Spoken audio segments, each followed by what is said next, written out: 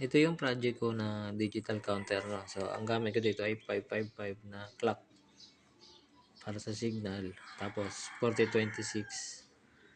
Tapos, 40 to 4100 yan. Ito 4026. Hindi lang naka-engrave ng kagaya ng, pero 4026 to na IC. So, ngayon, yung 4026 kasi, ang downside niya, po-program mo lang siya. Hindi naman pala program. Non-programmable IC ito. Kumbaga, ang downside niya is puro lang siya up. Dito kay 40L, so, tingnan nyo. Counting down.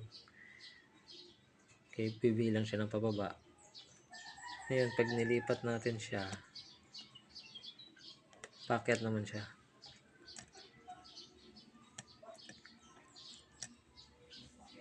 Yan. 0 to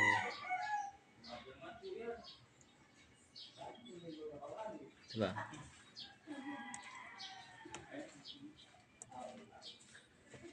Ito, pababayan. 8, 7.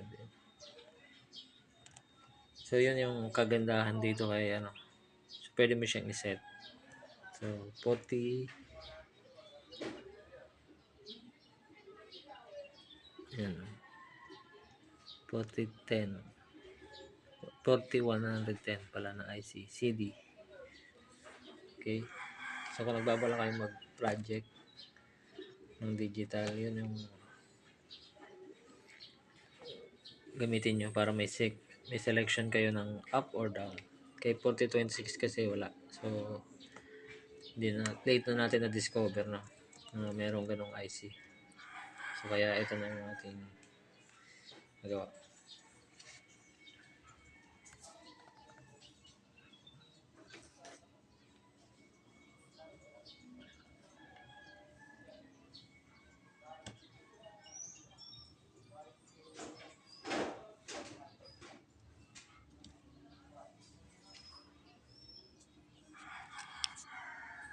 Yun lang po. Salamat.